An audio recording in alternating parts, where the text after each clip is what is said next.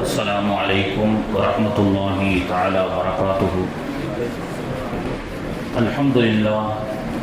الحمد لله رب العالمين، والصلاة والسلام على رسوله الكريم وعلى آله الطيبين وأصحابه الطاهرين والمسلمين والمؤمنين كلهم أجمعين، أما بعد. قال الله تبارك وتعالى في كلامه القديم وفي الفرقان الحميد: أعوذ بالله من الشيطان الرجيم، بسم الله الرحمن الرحيم. شهر رمضان الذي أنزل فيه القرآن هدى للناس وبينات من الهدى والفرقان، صدق الله مولانا العظيم. قال النبي صلى الله عليه وسلم: من صام رمضان إيمانا واحتسابا غفر له ما تقدم من ذنبه، وهو شهر أوله رحمة وأوسطه مغفرة وآخره عتق من النار، أو كما قال عليه الصلاة والسلام. புகழ் அனைத்தும் ஏக இறைவனாகிய அல்லாஹு தஆலா ஒருவனுக்கே உரித்தாகட்டுமாக. கண்மணி நாயகம் முத்து முஹம்மது முஸ்தபா ரசூலுல்லாஹி ஸல்லல்லாஹு அலைஹி வஸல்லம் அன்னாருடைய ஷஃபாஅத்தை பெறக்கூடிய பாக்கியத்தை மறுமையிலும், அன்னாருடைய துஆவை பெறக்கூடிய பாக்கியத்தை இம்மையிலும் வல்ல ரஹ்மான் நாம் அனைவர்களுக்கும் நசீபாக்கி தருவானாக. ஆமீன் யா ரப்பல் ஆலமீன்.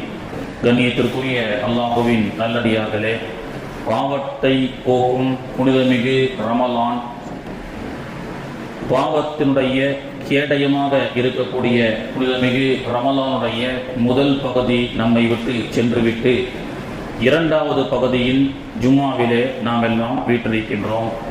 அல்லாஹுடைய தூதர் அவர்கள் சொன்னார்கள்: வஹுவ ஷஹ்ருன், இந்த மாதமாகிறது, அவ்வளவு ரஹ்மா, முதல் 10 என்பது ரஹ்மத், அல்லாஹுடைய அருள். வஅௌஸதுஹு மக்ஃபிரா, இதனுடைய இரண்டாவது 10 என்பது பாவ மன்னிப்பு. வஆஹிருஹு, மூன்றாவது 10 என்பது இத்கும் மினன்னார், நரக விடுதலையினுடைய 10 என்று அல்லாஹுடைய தூதர் அவர்கள் நமக்கு சொல்லிக் கொடுக்கின்றார்கள். அதன் அடிப்படையில் முதலாவது 10 ரஹமத்தினுடைய இறுதியிலே அல்லாஹுடைய அருள் மாலை ரஹமத்து பொழிந்து அதை விடைபெற்று இரண்டாவது 10 துவக்கத்தை நாம் துவங்கி முதலாவது ஜும்மாவிலே நாம் வீற்றிருக்கின்றோம். கண்ணியத்திற்குரிய அல்லாஹுவின் நல்லடியார்களே, வேகமாக செல்லக்கூடிய காலம், கியாமத்தினுடைய நெருக்கம். எனவே ரமலான் வருவதும் தெரிவதில்லை, செல்வதும் தெரிவதில்லை. சஹாபாக்கள் ரமலானை வரவேற்கும் பொழுது ஒரு கணவன் மனைவியாக இணையக்கூடிய புது தம்பதிகள் திருமணத்திற்காக நிச்சயம் செய்யப்பட்டு திருமணத்தினுடைய தேதியை ஆவலாக எவ்வாறு எதிர்பார்த்து கொண்டிருப்பார்களோ அதே போன்று ரமலானை ரஜபிலிருந்தே எதிர்பார்த்து கொண்டிருப்பார்கள். ரஜபிலிருந்து ஷாபானிலிருந்து ஒரு புது மாப்பிள்ளை திருமண தேதியை எதிர்பார்த்திருப்பதை போன்று, ஒரு புது பெண் திருமணத்தினுடைய தேதியை எதிர்பார்த்து ஆவலோடு காத்திருப்பதை போன்று சஹாபாக்கள் ரஜபிலேயே ரமலானுக்காக காத்திருப்பார்கள். அப்படி ரமலான் வந்ததற்கு பிறகு அந்த ரமலானுடைய இஷ்கை முழுமையாக அனுபவித்து அந்த ரமலானிலே என்னென்ன சிறப்புகளை பெற முடியுமோ அதை பெறுவதற்குண்டான முயற்சிகளிலே, அமல்களிலே ஈடுபடுவார்கள். ரமலானுடைய பிந்திய 10 வந்துவிட்டால் சஹாபாக்கள் எல்லாம் கவலையாக ஆகிவிடுவார்கள். ஏன் என்று சொன்னால், எப்படி எந்த அளவுக்கு சஹாபாக்கள் கவலைப்படுவார்கள் என்று சொன்னால், ஒரு கணவனை இழந்த ஒரு மனைவி எவ்வாறு ஒரு மையத்து வீட்டில் இருப்பாரோ, ஒரு மனைவியை இழந்த கணவன் ஒரு மையத்து வீட்டில் எப்படி துக்கமாக இருப்பானோ அதே போன்று இந்த ரமலானை விடைபெற செல்ல செல்ல சஹாபாக்களுக்கு கொஞ்சம் கொஞ்சமாக கவலை வந்துவிடும். ஏனென்று சொன்னால், ரமலான் என்பது அல்லாஹுவால் கொடுக்கப்படக்கூடிய ஒரு மிகப்பெரிய கிஃப்ட், ஒரு வாய்ப்பு. அல்லாஹுடைய தூதரிடத்திலே ஒரு சஹாபி வந்து கேட்பார்கள்: நாயகம் ஸல்லல்லாஹு அலைஹி வஸல்லம் அவர்களே, 2 சஹாபாக்கள் என்னுடைய நண்பர்கள், அதிலே 2 பேரும் ஒரே நேரத்தில் இஸ்லாத்தை ஏற்றுக்கொண்டார்கள். ஒருவர் போருக்கு சென்று ஷஹீதாகி விடுகிறார், ஒருவர் போருக்கு சென்று இறைவழியிலே உயிர் தியாகம் செய்து ஷஹீதாக ஆகிவிடுகிறார். இன்னொருவர் சில நாட்கள் ஹயாத்தாக, சில ஆண்டுகள் அவர் வாழ்ந்ததற்கு பிறகு இயற்கையாக வஃபாத் ஆகிறார். இந்த இருவரையும் நான் கனவிலே கண்டேன் நாயகமே. அதிலே இந்த போரில் ஷஹீதாக்கப்படக்கூடியவரை விட முந்தி கொஞ்ச நாட்களுக்கு பிறகு, ஆண்டுகளுக்கு பிறகு மரணித்த அந்த நபித்தோழர் சொர்க்கத்தில் செல்லக்கூடிய காட்சியை பார்க்கின்றேனே. அப்போ சுஹதாவை விட, ஒரு ஷஹீதை விட, ஒரு போராளியை விட அவர் முந்தி சொர்க்கம் செல்வதற்குண்டான வாய்ப்பு உள்ளதா அப்படி என்று கேட்கிறார். அல்லாஹ்வுடைய தூதர் அவர்கள் உடனே சொன்னார்கள், ஏனென்று சொன்னால் அவருக்கு கட்டாயம் வாய்ப்பு உண்டு. ஏனென்றால் அவர் பிற்காலத்திலே வாழும் பொழுது எத்தனை ரமலானை அடைந்திருப்பார், அதில் லைலத்துல் கத்ரை சந்தித்திருப்பார். இது போன்ற வாய்ப்புகள் கிடைக்கக்கூடிய பட்சத்திலே அவர் ஷஹீதை விட முந்தி சொர்க்கத்துக்கு செல்வதற்குண்டான வாய்ப்பு இருக்கிறது அப்படின்னு அல்லாஹ்வுடைய தூதர் அவர்கள் நமக்கு சொல்லிக் கொடுக்கின்றார்கள். வேகமாக சுழற்சியாக ஓடக்கூடிய இந்த காலகட்டத்திலே நோன்பு ஆரம்பித்ததை போன்று இருக்கிறது, பிறை பார்த்ததை போன்று இருக்கின்றது. 10 நோன்புகள் முடிந்து அடுத்து இரண்டாவது 10 ஆரம்பித்து 2-3 நாட்களும் ஆகிவிட்டது.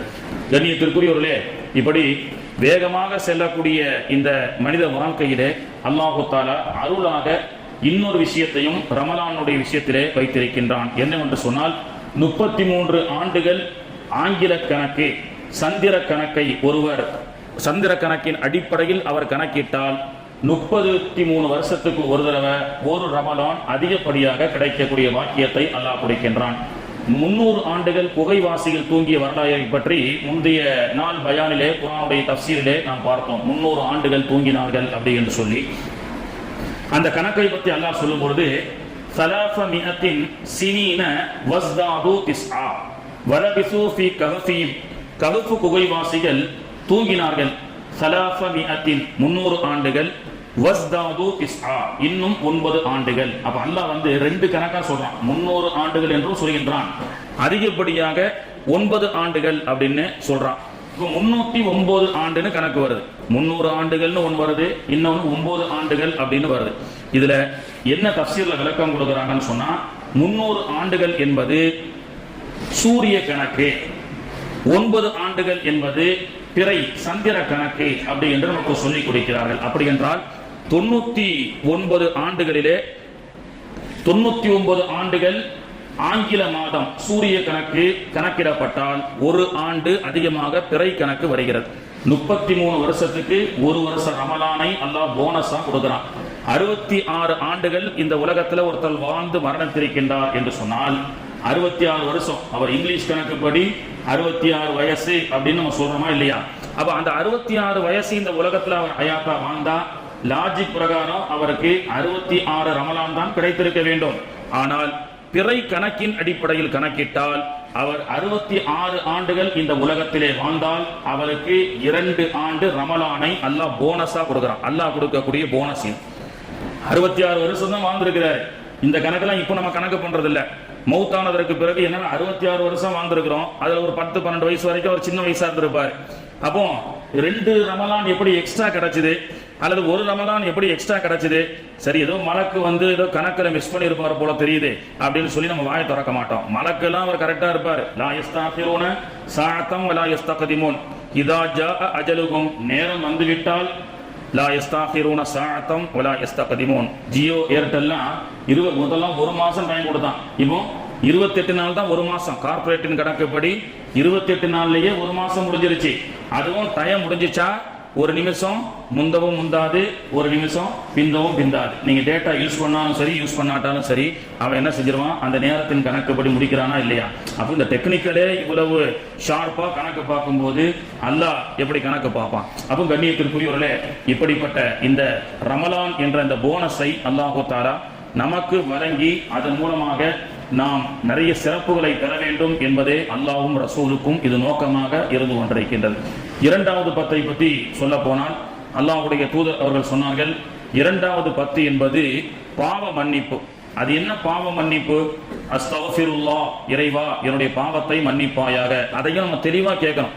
அஸ்தக்ஃபிருல்லாஹ், கை கஃபர கஃபூர், அஸ்தக்ஃபிருல்லாஹ் அப்படி என்று சரியாக உச்சரிக்க வேண்டும். அரபியினுடைய உச்சரிப்பை சரியாக உச்சரிக்க வேண்டும். குர்ஆன் அருளப்பட்ட இந்த சிறப்பான மாதத்தை அதிகமாக அல்லாஹ்வோடு பேச வேண்டும். பேசுவதற்கு கூட அனுமதிக்கப்படாத ஒரு சட்டம் இருந்தது. பேசிக்கங்க அப்படின்னு சொல்றதுக்கு உண்டான காரணம் என்ன? சரி, வியாபாரத்தில் இருப்பாங்க, மனைவி மக்கள் இடத்துல முக்கியமான செய்திகள் பேச வேண்டியது இருக்கும் என்பதற்காக அனுமதிக்கப்பட்ட ஒரு சலுகை தானே தவிர பேச்சுக்கிட்டே இருப்பது, வீண் பேச்சு தவிர்ப்பது என்பது ரமலான்ல ரொம்ப நல்லது. அதுல அருள்மறையை அதிகமாக ஓதக்கூடியவர்களாக இருக்க வேண்டும். அப்போ கண்ணியத்திற்குரியவர்களே, அஸ்தக்ஃபிருல்லாஹ் கைன் போட்டு வாசிக்கணும். அஸ்தக்ஃபிருல்லாஹ் இறைவா என்னுடைய பாவத்தை மன்னிப்பாயாக. இப்போ ஒருத்தர் தமிழ் புத்தகத்தை பார்த்து அஸ்தக்ஃபிருல்லா அப்படின்றாரு, காணாதான் போட்டிருப்பாங்க, தமிழ்ல ரைன் இருக்காரு. இப்போ அந்த அஸ்தக்ஃபிருல்லான்னு தமிழ்ல பார்த்து படிக்கிறதுக்கும் தஜ்வீதோட அஸ்தக்ஃபிருல்லான்னு சொல்றதுக்கு உண்டான அர்த்த வித்தியாசத்தை தெரிஞ்சுக்கணும். அஸ்தக்ஃபிருல்லா இறைவா என்னுடைய பாவத்தை மன்னிப்பாயாக. அஸ்தக்ஃபிருல்லா கானாவை போட்டு வாசிச்சா இறைவா என்னை காஃபிராக்குவாயாக. நஊது பில்லாஹ், அல்லாஹ் நம்மை பாதுகாக்க வேண்டும். இது போன்ற விஷயத்துல கவனமாக இருந்து நாம் ஓத வேண்டும். சரி, பாவ மன்னிப்பு, அல்லாஹ்வுடைய பாவ மன்னிப்பு என்பது எல்லா நிலைகளிலும் அல்லாஹ்வுடைய வாசல் திறந்திருந்தாலும் ரமலானுடைய 2வது பத்திலே அல்லாஹ் தஆலா सब लोग को गुनाहों को माफ करेगा, वो गुनाह माफ करने के 10 दिन के दूसरा दिन है, वो रमलान का दूसरा 10 दिन के लिए. அவர் ஹிந்திக்காரர் இருக்கிறார், அவருக்கும் புரியுமா இல்லையா? 2வது பத்துல பாவ மன்னிப்பு அல்லாஹ் தஆலா இது பண்றான். இப்போ பாவ மன்னிப்புன்னு சொன்னா என்ன? அல்லாஹ்வுடைய அருள் பாருங்க. ஒருவர் ஒரு கம்பெனில ஒருத்தர் நஷ்டம் பண்ணிட்டார், ஒரு மேனேஜரோ அவர் கம்பெனில வேலை செய்யக்கூடிய ஒரு ஊழியர் 1 கோடி ரூபாய் நஷ்டம் பண்ணிட்டாரு, அல்லது 1 லட்சம் ரூபாய் நஷ்டம் பண்ணிட்டாரு. முதலாளிக்கு தெரிஞ்சிச்சு, கூப்பிட்டு என்ன செய்வாரு? முதலாளி திட்டுவாரு, இல்ல வேலையை விட்டு தூக்குவாரு. அப்படின்றது பரவாயில்ல. அப்போ மன்னிக்கிறாருன்னு சொன்னா சரி பரவாயில்ல விட்டு, இனிமேல் இந்த மாதிரி நஷ்டம் வராம பார்த்துக்கோன்னு சொன்னா நாம நல்ல முதலாளி அப்படின்னு நம்ம சொல்லுவோமா இல்லையா? ஆனால் இந்த இப்படிப்பட்ட முதலாளியை பார்க்க முடியுமா? இங்க வா, 1 கோடி ரூபாய் நஷ்டம் பண்ணிட்டியா, சரி போ தொலைது, இந்த இன்னொரு 1 கோடி ரூபாய் வச்சுக்கோ அப்படின்னு கொடுக்குற மாதிரி முதலாளி உலகத்துல யாரும் பார்க்க முடியுமா? முடியாது. 1 லட்சம் ரூபாய் நீ நஷ்டம் பண்ணிட்ட, சரி மன்னிச்சு விட்டுக்கன்னு சொன்னாலே எஜமா அப்படின்னு சொல்லுவோம், அந்த மாதிரி ஒரு முதலாளி. ஆனால் அல்லாஹ் என்ன சொல்றான்னு சொன்னா, நீங்க பாவம் செஞ்சிட்டீங்களா, உங்களுடைய பாவத்தை மன்னிக்கின்றேன். இல்லாமன் தாப வ ஆமன வ அமில அமலன் சாலிஹன், யார் நல்ல அமல் செய்து அல்லாஹ்விடத்துல தௌபா செய்து பாவங்கள் மன்னிக்கிறார்களோ, மன்னிப்பு கேட்கின்றார்களோ, ஃபஉலாயிக யுபத்திலுல்லாஹு ஸய்யிஆத்திஹிம் ஹஸனாத், அவருடைய பாவத்தை மன்னிப்பேன் என்று சொன்னாலே அல்லாஹ்வுடைய கிருபைதான். ஆனால் அல்லாஹ் என்ன சொல்றான்? ஃபஉலாயிக யுபத்திலுல்லாஹு ஸய்யிஆத்திஹிம் ஹஸனாத், உன்னுடைய பாவத்தை மன்னிச்சிட்டேன், பாவத்தின் அளவுக்குண்டான எண்ணிக்கையின் நன்மையை உனக்கு தந்துட்டேன். ஓ, உதாரணத்துக்கு 1 லட்சம் பாவம் செஞ்சிட்டார், 1 லட்சம் பாவம் மூட்டை அவருக்கு இருக்கு. அல்லாஹ்விடத்துல இறைவா இந்த ரமலானிலே என்னுடைய பாவத்தை மன்னிப்பாயாக. ரமலான் என்பது அல்லாஹ் கொடுத்த ஒரு மிகப்பெரிய கிஃப்ட் சகோதரர்களே. பெரும் பெரும் மொடா குடிகாரர்கள், பெரும் பெரும் திருடர்கள், பாவம் செய்யக்கூடிய மிகப்பெரிய மோசமானவர்கள் எல்லாம் திருந்தி தஸ்மீகை கையில் எடுத்து திருந்தி அவுலியாக்களான வரலாறு எல்லாம் இந்த ரமலானின் மூலமாக இருக்கிறது. இதே ரமலான், அதாவது வியாழக்கிழமை அன்று அல்லாஹ்வுடைய தூதர் அவர்கள் துஆ செய்கின்றார்கள், இறைவா உமரையாவது அபூஜகலையாவது நீ இஸ்லாத்துக்கு கொண்டு வா, அதன் மூலமாக இஸ்லாத்தை பலப்படுத்து அப்படின்னு துஆ செய்யறாங்க. மறுநாள் வெள்ளிக்கிழமை, வியாழக்கிழமை ரசூலுல்லாஹ் அல்லாஹ்விடத்துல துஆ செய்யறாங்க, இஸ்லாத்தை பலப்படுத்துவதற்காக உமரையோ அபூஜகலையோ யாரையாவது ஒருத்தரை கொண்டு பலப்படுத்துவாயாக அப்படின்னு துஆ செய்யறாங்க. உமர் ரலியல்லாஹு அன்ஹு அவர்கள் வாளை ஏந்தி நபிகள் நாயகத்தை கொலை செய்வதற்காக வருகிறார். எரிமலையாய் குமுறி கொண்டு ஏந்தி வந்த வாளை ஓங்கி விரிமலராய் மாறிவிட்ட விந்தையே, எரிமலையாய் குமுறி கொண்டு வந்த வாளை ஏந்திய உமர் அவர்கள் அல்லாஹ்வுடைய கலாம் ஷரீஃபினுடைய ஒரு ஆயத்தை நேற்றைய தினம் தராவியிலே ஓதினோம். சூரத்து தாஹாவுடைய ஒரு திருவசனத்தை பார்க்கிறார், அவருடைய கல்வை அல்லாஹ் மாற்றுகின்றான். எரிமலையாய் நபிகள் நாயகத்தை கொலை செய்து வந்த உமர், கொலை செய்ய திட்டமிட்ட வந்த உமர் விரி மலராய் மாறிவிட்ட விந்தையே, மலராய் மாறிவிடுகிறார். பெருமானார் அவருடைய தலையை சீவிவிட்டு தான் வருவேன் என்று சென்றவர் அல்லாஹ்வுடைய தூதருடைய உடலை கட்டி அணைத்து திருக்கலிமாவான லா இலாஹ இல்லல்லாஹ் முஹம்மதுர் ரசூலுல்லாஹ் என்ற திருக்கலிமாவை மொழியக்கூடிய ஹிதாயத்தை அல்லாஹ் கொடுத்தான். எனவே ரமலான் என்பது ஹிதாயத் கா மைனா ஹே. குர்ஆன் என்பது மனிதன் திருந்துவதற்கு உண்டான ஒரு மிகப்பெரிய பொக்கிஷமாக இருந்து கொண்டிருக்கின்றது. அப்போ பாவ மன்னிப்பு, அல்லாஹ்வுடைய பாவ மன்னிப்பு என்பது அருள் போல் நிறைந்து கொண்டிருக்கின்றது. அப்போ அல்லாஹ்விடத்துல பாவ மன்னிப்பு கேட்டா அல்லாஹ் தஆலா பாவத்தை மட்டும் மன்னிப்பதல்ல, எந்த அளவுக்கு நீ பாவம் செஞ்சிருக்கியோ, பாவ மூட்டை வச்சிருக்கியோ, அந்த மூட்டையின் அளவுக்குண்டான நன்மைகளை அல்லாஹ் தஆலா தருகின்றான். அந்த அடிப்படையில பாவிகளுக்காகத்தான் கருணை அதிகமாக இருக்கிறது. பள்ளிவாசல் அஜரத்து மோதினார்லாம் வருஷம் ஃபுல்லா தொழுதுட்டு இருப்பாங்க, பாவங்கள் ரொம்ப குறைவாக தான் இருக்கும். நாங்கெல்லாம் பாவ மன்னிப்பு கேட்டா எங்களுக்கு கம்மியா தான் வரும். நாங்க பாவம் செய்யலன்னு சொல்ல வரல, 5 வேளை தொழுதுட்டு இருப்பாங்க. ஆனால் வருஷம் முழுக்க தொழாம பள்ளி பக்கமே வராம நிறைய பாவங்களா செஞ்சு ரமலான்ல மட்டும் அல்லாஹ்விடத்துல இறைவா என்னுடைய பாவத்தை மன்னிச்சிருன்னு சொல்லும் போது அல்லாஹு தஆலா இனி எதிர்வரக்கூடிய காலத்துல அவர் திருந்தி வாழ்வதற்கு உண்டான இஸ்திகாமத் அவரிடத்தில் இருந்தால், அதனால வருஷம் மட்டும் பாவம் மன்னிப்பு கேட்டுட்டு போட்டு மற்ற பாவம் செய்யறது கிடையாது. ரமலான் தாண்டியும் அந்த அமல்கள் தொடர்ந்தால்தான் ரமலானில் செய்யப்பட்ட இபாதத்துகள் ஏற்றுக்கொள்ளப்படும் அர்த்தம். ஏன்னா சில பேர் ரமலான்ல மட்டும் ஹோல்சேலா தொழுகுவாங்க. பிந்திய பத்துல பார்த்தா கியாமுல்லை முசல்லா எடுத்து பள்ளிவாசல் ஆண்களும் பெண்களும் கூட்டம் அலமோதும். பெருநா முடிஞ்சிச்சுன்னு சொன்னா பள்ளிவாசலே காலியா போயிடும். இந்த மாதிரி இஸ்திகாமத் இல்லாம தொழுகையினுடைய அடையாளம் என்ன தெரியுமா? தொழுகை வந்துகிட்டே இருந்தாரு, பெருநா முடிஞ்சதோட என்ன செய்யறாரு, பெரிய நோம்பா திறக்க போயிட்டார். அதில் இதெல்லாம் சாதாரண சின்ன இஃப்தாரு. பெரிய இஃப்தார் ஒன்று இருக்கு, பாட்டில் எடுத்து திறந்து பெரிய இஃப்தார் 1 மாசம் வரைக்கும் தஸ்பீஹ் கையுமா இருப்பார். பெருநா முடிஞ்சதோட டாஸ்மாக்கு போய் பெரிய நோம்பா திறந்துருவார். இந்த மாதிரி நோன்பாளிகளுடைய இந்த இபாதத்துகள் என்பது ஒரு நடிப்பு அப்படின்றாங்க. ஏன்னா ரசூலுல்லாஹ் சொன்னாங்க, ஒரு அமல் செய்ததற்குண்டான அடையாளம், அந்த அமல் ஏற்றுக்கொள்ளப்பட்டதற்குண்டான அடையாளம் என்னவென்று சொன்னால் மீண்டும் அந்த அமல் தொடர வேண்டும். அப்பொழுதுதான் அந்த அமல் ஏற்றுக்கொள்ளப்பட்டதற்குண்டான அடையாளம். இல்லை என்று சொன்னால் நடிகர்கள் தொப்பி போட்டு வந்து நம்மளோட இஃப்தார் செஞ்சு முஸ்லீமா நடிக்கிறான, அந்த நடிப்புக்கும் நமக்கும் வித்தியாசம் இல்லாமல் போய்விடும். அப்போ கண்ணியத்திற்குரியவர்களே, அப்போ பாவ மன்னிப்பு கேட்டா அல்லாஹ் பாவத்தை மன்னிக்கிறான், அதுக்கு பதிலா நன்மையை தரான்னு நீங்க ஹஸரத் சொல்றீங்களே, இந்த பாவ மன்னிப்பு அஸ்தக்ஃபிருல்லாஹ்னா என்ன கிடைக்கும் அப்படின்னு உலகத்துல நமக்கு வேணுமா இல்லையாங்க? உலகத்துல ஏதாவது டப்பு கிடைச்சாதாங்க அதை நம்ம செய்ய முடியும்.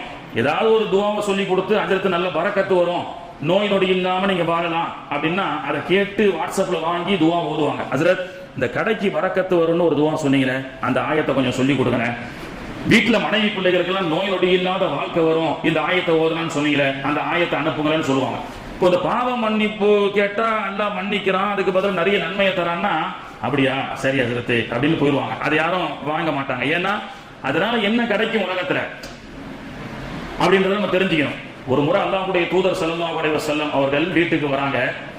தன்னுடைய மனைவியான ஆயிஷா அம்மா ரலியல்லாஹு அன்ஹா அவரிடத்துல வந்து சொல்றாங்க, அல்லாஹ்வுடைய தூதர் ஆயிஷா ரலியல்லாஹு அன்ஹா, என்ன வேணுமோ கேளுங்க, நான் ரொம்ப நல்ல சந்தோஷத்துல இருக்கிறேன், என்ன வேணுமோ கேளுங்க நான் தரேன் அப்படின்னு சொல்றாங்க. எவ்வளவு ஒரு கணவன் இந்த மாதிரி ஒரு மனைவி இடத்துல போய் சர்வ சாதாரணமா கேட்க முடியுமாங்க? அதுவும் ரமலானுடைய காலகட்டத்துல, ஏமா ரொம்ப நல்ல மூடுல இருக்கிறேன், என்ன வேணுமோ கேளுன்னு சொன்னா வரிசையா அடிக்கிடுவாங்க. என்ன நல்ல ஜோஸ் ஆலுகாஸ்ல அற்புதமான ஒரு மாலை வந்திருக்கிறது ஆரம்பிச்சு ஜவுளி கடைகள் இருக்கக்கூடிய ரகரகமான உடைகளை எல்லாம் அடிக்கிறவாங்களா இல்லையா? அது சாதாரணமா ஒரு கணவனால கேட்க முடியாது. வீட்டுல போயிட்டு உனக்கு என்ன வேணுமோ கேள் தரேன், ரொம்ப சந்தோஷமா இருக்கேன். கேட்கறது யாருங்க? ரசூலுல்லாஹி ஸல்லல்லாஹு அலைஹி வஸல்லம். என்ன கேட்டாலும் கொடுக்கணும்னு அல்லாஹ் சொல்லியிருக்காங்க. ரசூலுல்லாஹ்வுக்கு ஃபர்ல். நாம வேணா யாராவது ஒரு யாசகம் கேட்டா போ அப்படின்னு விரட்டி விடலாம். ரசூலுல்லாஹ் அப்படி சொல்ல முடியாது. அம்மா சாயில ஃபலா தனஹ, நபியே உன்னிடத்துல யாராவது ஏதாவது வந்து கேட்டாங்கன்னா இல்லைன்னு சொல்லக்கூடாது அப்படின்னு அல்லாஹ் தஆலா ரசூலுல்லாஹ்வுக்கு இட்ட கட்டளை. அப்படிப்பட்ட மாணவி அவர்கள் தன்னுடைய மனைவிடத்துல சென்று ஆயிஷா ரலியல்லாஹு அன்ஹா உங்களுக்கு என்ன வேணும் கேளுங்கன்னு கேட்கும் பொழுது ஆயிஷா ரலியல்லாஹு அன்ஹா அவர்கள் கேட்கிறார்கள், புகாரியிலே பதிவு செய்யப்பட்ட ஹதீஸ், அல்லாஹ்வுடைய தூதரே என்ன கேட்டாலும் தருவீங்களா? என்ன கேட்டாலும் கிடைக்குமா? ஆம், என்ன கேட்டாலும் கிடைக்கும். அவர்கள் இந்த காலத்து ஆயிஷா அல்ல, அவர்கள் ஆயிஷா ரலியல்லாஹு அன்ஹா, குர்ஆனையும் ஹதீஸையும் கற்ற மேதை, பல முஃப்திகளுக்கு உண்டான மிகப்பெரிய பல்கலைக்கழகம் ஆயிஷா ரலியல்லாஹு அன்ஹா. அவர்கள் கேட்டாங்கள், அல்லாஹ்வுடைய தூதர் அவர்களே, என்னுடைய பாவ மன்னிப்புக்காக அல்லாஹ்விடத்துல துஆ செய்யுங்க. அல்லாஹும் மக்ஃபிர் ஆயிஷா, அல்லாஹ் யா அல்லாஹ் ஆயிஷா அவருடைய பாவத்தை மன்னிப்பாயாக, மா தகத்தம மின் தம்பிக் அப்படின்னு ரசூலுல்லாஹ் துஆ செய்றாங்க. ஆயிஷா அம்மா துள்ளி குதிச்சு ஓடுறாங்க, சந்தோஷம். உலகத்துல 100 ஏக்கர் மனைவி பேர்ல எழுதி வச்சா எவ்வளவு சந்தோஷப்படுவாங்க மனைவி. திடீர்னு வந்து அவங்களுக்கு ஒரு சர்ப்ரைஸ் கொடுத்து ஒரு இடத்த உன் பேர்ல வாங்குறேன், ரிஜிஸ்டர் பண்றேன், நாளைக்கு ரிஜிஸ்டர் ஆபீஸ்ல பத்திரம் சொன்ன உடனே எவ்வளவு சந்தோஷம் இருக்குமோ இந்த காலத்து ஆயிஷாக்கு. அந்த மாதிரி ஆயிஷா அம்மா பாவ மன்னிப்புன்னா துள்ளி குதிச்சு ஓடுனாங்க. புகாரியில வருகிறது. அப்படின்னா என்ன தெரியுமா? பாவ மன்னிப்பு கிடைச்சா என்ன அப்படின்றது அவங்களுக்கு குர்ஆனுடைய ஞானம் இருந்ததால தெரியும். ஏன்னா அல்லாஹ் தஆலா என்ன சொல்றான், ஃபகுல்து ஸ்தக்ஃபிரு ரப்பக்கும், அல்லாஹ்விடத்திலே பாவ மன்னிப்பு கேளுங்கள். யுர்சிலிஸ் ஸமாஅ அலைக்கும் மித்ராரா, வானத்திலிருந்து அல்லாஹ் மழையை புரிவான். வயும்திதுகும் பி அம்வால், உங்களுக்கு பணம் காசை டிமாண்ட் இல்லாம பரக்கத்தாக அல்லாஹ் வாரி வழங்குவான்.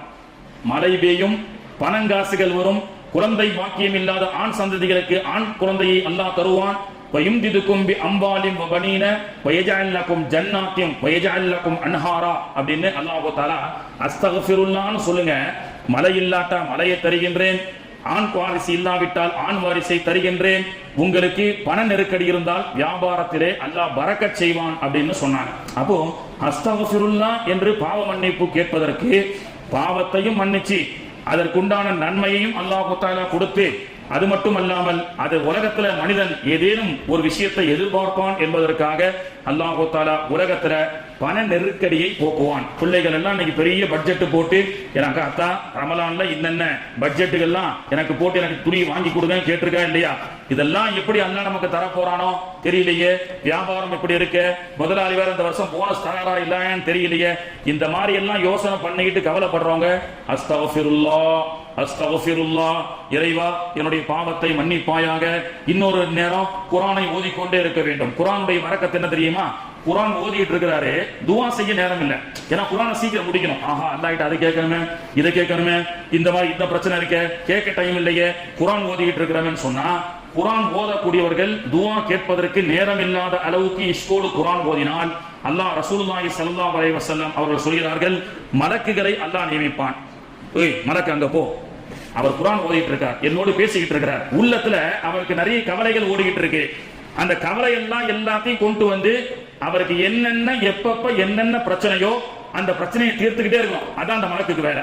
இது குர்ஆன் ஓதக்கூடியவர்கள் துஆ கேட்பவர்களுக்கு கொடுப்பதை விட, குர்ஆன் ஓதக்கூடியவர்களுக்கு துஆ கேட்பவர்களுக்கு கொடுக்கக்கூடியதை விட அல்லாஹ் தஆலா அதிகமாக கொடுப்பான் என்று அல்லாஹ்வுடைய தூதர் ஸல்லல்லாஹு அலைஹி வஸல்லம் அவர்கள் நமக்கு சொல்லிக் கொடுக்கின்றார்கள். கண்ணியத்திற்குரியவர்களே, ரமலானிலே நோன்பு வைப்பது என்பது ஒரு விஷயம். இன்னொன்று ரமலானுடைய மாதத்தை கண்ணியப்படுத்த வேண்டும் என்பது இன்னொரு விஷயம் இருந்து கொண்டிருக்கிறது. இது விஷயத்துல ரொம்ப பொடுபோக்காகவே இருக்கின்றோம். சில பறவைகள் தண்ணீர் அருந்தி மீனை வேட்டையாடுவதற்காக ஒரு ஆத்தங்கரை ஓரமாக அப்படியே பறந்து கீழே இறங்கி வந்தது. அப்படி வரும் பொழுது ஆத்தங்கரை ஓரம் சிறுவர்கள் எல்லாம் விளையாடி கொண்டிருந்தார்கள். அப்ப அந்த பறவையினுடைய கூட்டம் சொன்னது, இங்கே சிறுவர்கள் விளையாடி கொண்டிருக்கின்றார்கள், இந்த இடத்துல நம்ம இறங்கினா நமக்கு பாதுகாப்பு இல்ல, பசங்க கல்ல தூக்கி எறிஞ்சிருவாங்க, எனவே இந்த இடம் நமக்கு பாதுகாப்பான இடம் இல்ல, இந்த கரையை விட்டு வேற கரைக்கு செல்லலாம் என்று பறவைகள் முடிவு செய்து அது கீழே இறங்குகிறது, இன்னொரு இடத்தில் இறங்குகிறது. அப்படி அந்த பறவை கூட்டம் இறங்கும் பொழுது